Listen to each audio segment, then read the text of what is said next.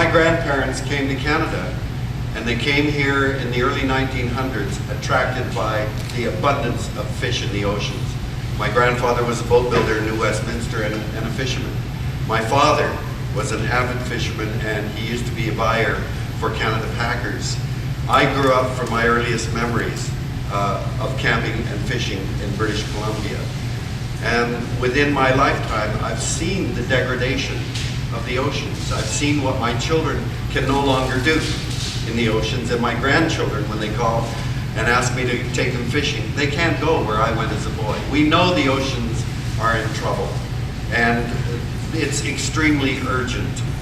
We started working with the David Suzuki Foundation and Seachoice Organization to help us come up with a sustainable seafood policy. They have, in our opinion, the best science in the world on this topic.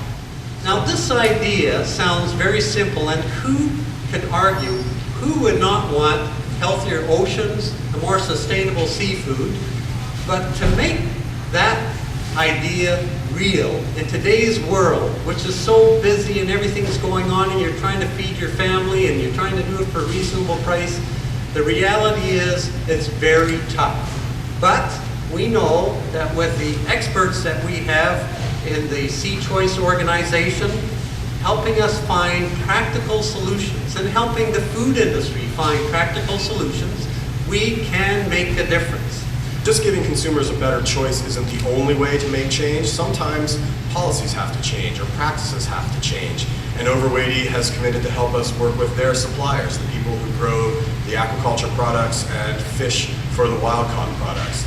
And sometimes it's important to be able to go with a major business partner to governments and say, you know, we really do need to change the way we monitor or manage our fisheries so that everybody knows that things are getting better and it's not just up to each individual to try and solve everything by themselves.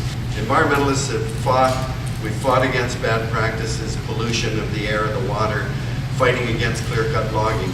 And it's become very clear to me that worthy as our causes are, we're not going to make it if we don't begin to work together with other sectors. As the corporate sector begins to realize you can't just ignore the environment, it's critical not only for other people but for their own business, and begin to try to align their policies and practices with true sustainable ideas.